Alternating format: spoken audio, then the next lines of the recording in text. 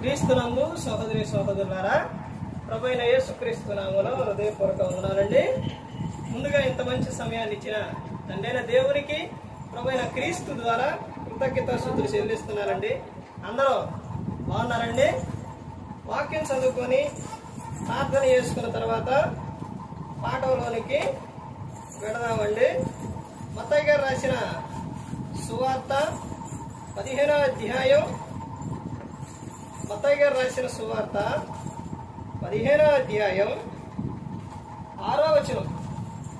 మీరు మీ పారంపర్య ఆచార నిమిత్తమై దేవుని వాక్యమును నిరర్ధకము చేయుచున్నారు.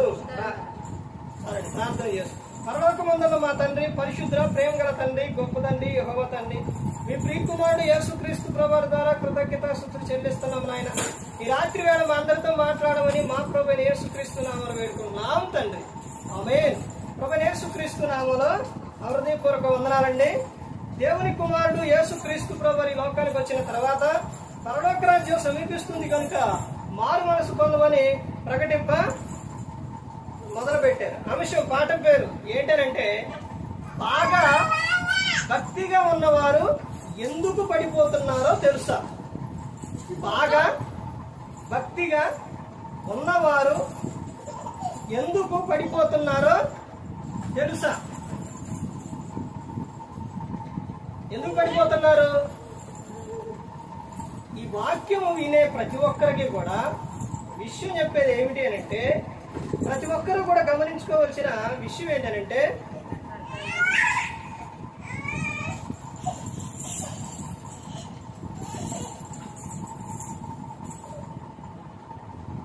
ఈ రోజున క్రైస్తవంలోని చాలా మంది చాలా భక్తిగా ఉంటున్నారు.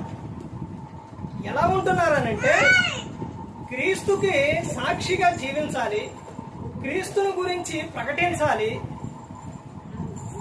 అని చాలా రోషంగా, పౌరుషంగా, చాలా ఇదిగా ఒక నిర్ణయం తీసుకొని వస్తూ ఉన్నారు. ఈ వస్తూ ఉన్న వారు ఎందుకు పడిపోతున్నారు? అంత మొదటిలోని రోషంగా జీవించిన ప్రతి ఒక్కరూ కూడా కాలం ముందుకు వెళుతున్న సమయంలోని వారు ఎందుకు పడిపోతున్నారు అని అంటే, చాలా మంది కొన్ని కారణాలు చెప్పొచ్చు. చాలా మంది అంటారు కదా, ఎన్నో విధాలుగా చెబుతారు. కానీ ఈ వాక్యం వింటున్న వారు గమనించవలసిన విషయం ఏంటంటే, కొన్ని కారణాల వలన పడిపోతూ ఉన్నారు. ఏంటి ఆ కారణాలు? బాగా భక్తి ఉన్నవారు ఎందుకు పడిపోతున్నారు? అందులోని మొట్టమొదటి విషయం ఏంటంటే, ఒక కుటుంబంలో నుంచి ఒక వ్యక్తి మారితే మిగతా ఉన్నవారు మారకపోతే వీళ్ళు ఏం చేస్తారంటే, ఇప్పుడు ఆ మారిన వ్యక్తి పురుషుడైనా స్త్రీ అయినా ఎవరైనా కానీ మారినప్పుడు కుటుంబం అంతా మారితేనే తన ఆత్మీయ జీవితం ముందుకు సాగుతుంది. అలా కాకుండా కుటుంబంలోని ఒక వ్యక్తి మారి మిగతా ఉన్నవారు మారకపోతే ఈ భక్తి ఏమవుతుందనంటే, ఎంతో భక్తిగా క్రీస్తుని గురించి చెప్పాలి, మరి ప్రతి ఒక్క విషయం కూడా దేవుని గురించి ప్రకటించాలని వచ్చిన వ్యక్తి తన భక్తి చల్లారిపోతుంది, పడిపోతుంది. కారణం ఏంటి అంటే, ఆ కుటుంబంలో ఉన్న వ్యక్తులు ఏంటి కారణం? ఆ వ్యక్తులు ఏం చేస్తారు అని అంటే, ఇక్కడ చెబుతున్న విషయం ఏంటంటే, పారంపర్య ఆచారాలు. ఇప్పుడు ఈ వ్యక్తి మారి క్రీస్తుని గురించి ప్రకటించాలి అనేది వచ్చిండు. ఏళ్ళని మార్చాలి, ప్రతి ఒక్కరికి సువార్త చెప్పాలి, అందరూ క్రీస్తులో ఉండాలని వచ్చిండు. వచ్చి భర్త అయినా అంటే స్త్రీ అయినా పురుషుడైనా ఎవరైనా కానీ వచ్చారు. వచ్చినప్పుడు ఆ కుటుంబంలో ఉన్న వ్యక్తులు ఏం వదిలిపెట్టరో, వాళ్ళు మారలేదు కాబట్టి పారంపర్య ఆచారాలు వదలరు. ఏం చేస్తారు? ఈ వ్యక్తి ఇలా చెయ్యొద్దు అంటాడు. వీళ్ళు వింటారా? వినరు. తాను ఎంతో బాధపడతారు. ఆ తర్వాత నెక్స్ట్ ఇంకో విషయం ఏంటంటే, తాను భక్తిగా ఉన్న సమయంలోని సంఘము, రెండో విషయం ఏంటి? ఒకటి కుటుంబం అయితే, రెండో విషయం ఎందుకు భక్తిలో ఉన్న వ్యక్తి ఎందుకు పడిపోతున్నాడంటే కారణం ఏంటి అని అంటే సంఘం. అందుకని అపోస్తలుడైన పౌలు గారు కొరింథీ సంఘానికి గాని ప్రతి ఒక్క సంఘానికి రాస్తూ మీలోని ఏమి ఉన్నాయంటే కక్షలు, భేదాలు, అసూయలు ఇవన్నీ ఉన్నాయి, మీలో అవి ఉండకూడదు అని. అంటే తాను ఒక వ్యక్తి భక్తిగా ఉన్నాడు కానీ పడిపోతున్నాడు. ఎందుకు కారణం అంటే ఒకటి కుటుంబం, రెండో విషయం ఏంటంటే సంఘం. సంఘములో ఆ వ్యక్తి వచ్చినప్పుడు ఆ వ్యక్తి ఎంతో సేవ చేయాలి, అనేకులకు సువార్త ప్రకటించాలి అని ఎంతో రోషంగా దేవునిలో భక్తిగా వచ్చినప్పుడు అక్కడ ఉన్న వ్యక్తులు, ముందు ఉన్న వ్యక్తులు ఎవరైతే ఉన్నారో ఆ సంఘంలో ఉన్న వ్యక్తులు ఏం చేస్తారంటే తన భక్తిని ఏం చేస్తారు? ముందుకు సాగని ప్రోత్సహించరు. ఏది చెయ్యాలనుకున్నా దేవుని నిమిత్తం, దేవుని గురించి పని చేయాలన్నా, దేవుని గురించి ప్రకటించాలన్నా, సువార్తను చెప్పాలన్నా ఈ ఉన్న వ్యక్తులు ఏం చేస్తారంటే ముందుకు వెళ్ళనీయరు. అక్కడ ఏది చేసినా ప్రతి ఒక్కటి తప్పే అంటారు. మరి ఎలా భక్తి ముందుకు వెళుతుంది? ఎలా భక్తిలో ముందుకు సాగుతాడు? ఏ విషయమైనా కానీ, మందిరం విషయంలో, శుభ్రం చేసే విషయాల్లో కానీ, వాళ్ళకి చెప్పే విషయాల్లో కానీ, సువార్త చెప్పే విషయాల్లో కానీ, ప్రతి ఒక్క విషయంలో కూడా ఆటంకపరుస్తూ ఇది అలా కాదు, ఇది ఎలా కాదు, ఇది అలా చేయకూడదు, ఇది ఎలా చేయకూడదు, ఏమీ కాదు అనేది అన్ని ఆటంకాలు చెబుతూ ఉంటే ఎలా భక్తిలో ఉంటాడో ఒక్కసారి ఆలోచించండి. తర్వాత మూడో విషయం ఎవరనంటే సేవకుడు. మూడో విషయం ఎవరు? సేవకుడు. ఒక వ్యక్తి దేవునిలోకి వచ్చినప్పుడు మారు మనసు పొంది బాప్తిస్మం తీసుకున్న తర్వాత ఆ వ్యక్తిని ఏం చేయాలి? వదిలిపెట్టకూడదు. ఆ వ్యక్తిని వదిలిపెట్టకూడదు. కానీ ఆ వ్యక్తి విషయంలో ఏం చేస్తారంటే సేవకుడు ప్రతి ఒక్క విషయంలో కూడా ఆటంకపరుస్తూ ఉంటాడు.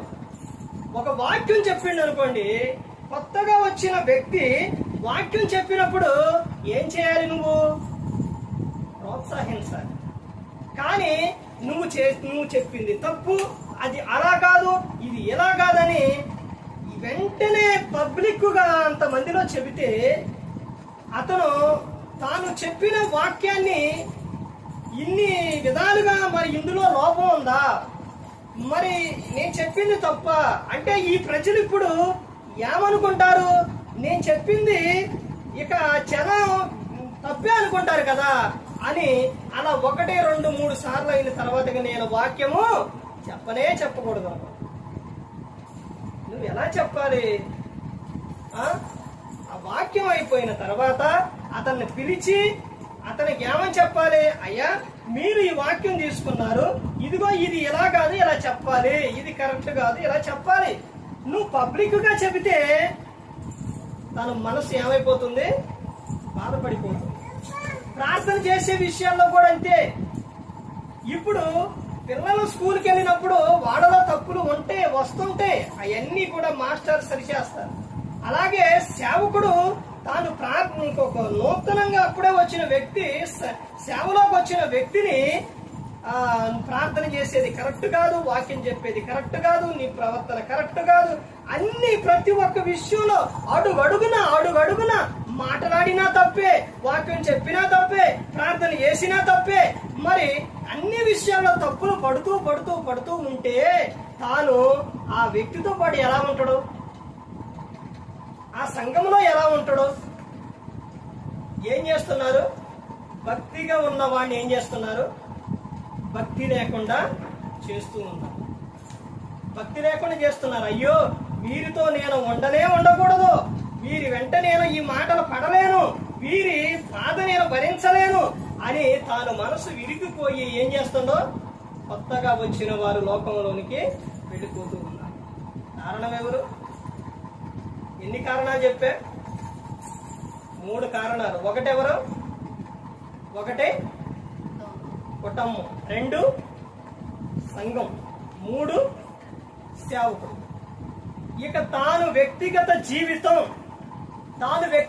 జీవితాన్ని దేవుడు చూసుకున్నాడు. కానీ వీళ్ళు మాత్రం ఏం చేస్తున్నారు? టార్చర్, మామూలు టార్చర్ కాదు. అయ్యో నేను ఈ కుటుంబంలో వాక్యం చెప్పకూడదు, ప్రార్థన పెట్టకూడదు, ఉండకూడదు, బ్రతకకూడదు, అసలు నేను ఎక్కడ ఉండకూడదని వెళ్ళిపోతే దేవుడు ఏం చేస్తారు?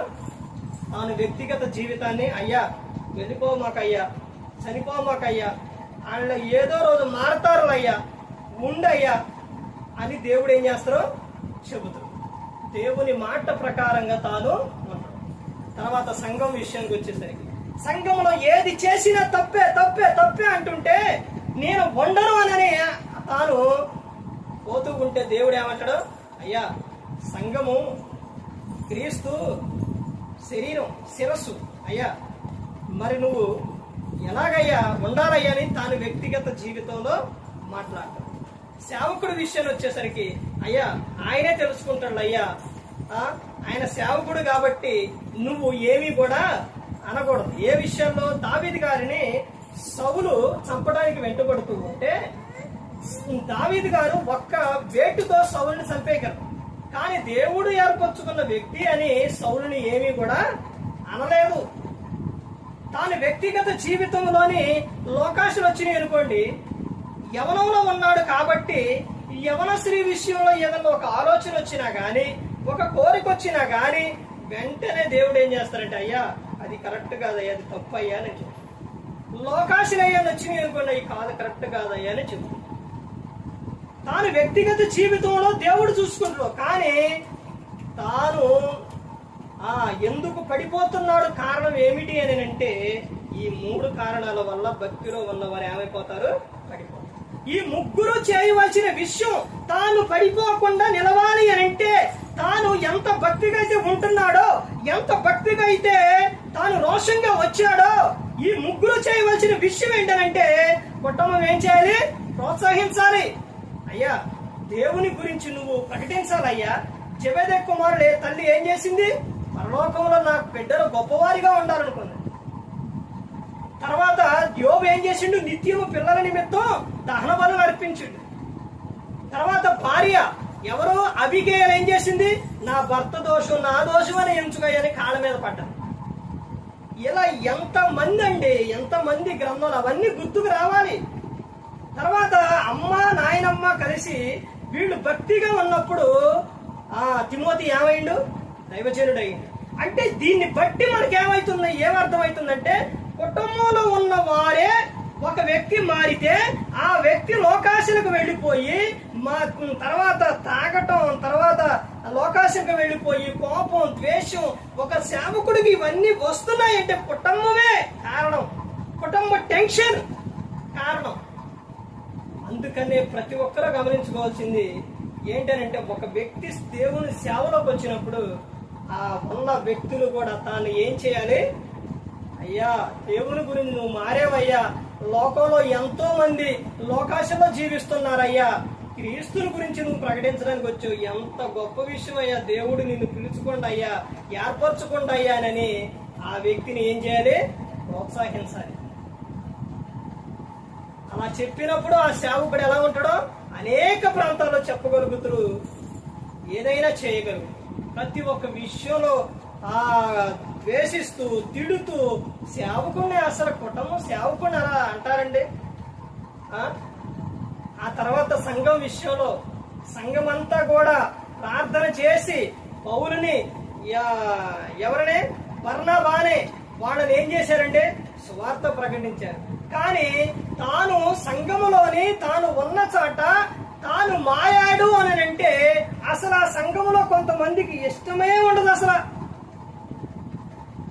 అయ్యో మా ఊరిలోని మా సంఘములోని ఒక వ్యక్తిని దేవుడు పిలుచుకుంటూ దేవుడు ఏర్పరచుకుంటూ ఎవరికి లేని ఒక గొప్ప విషయం అతనికి వచ్చింది.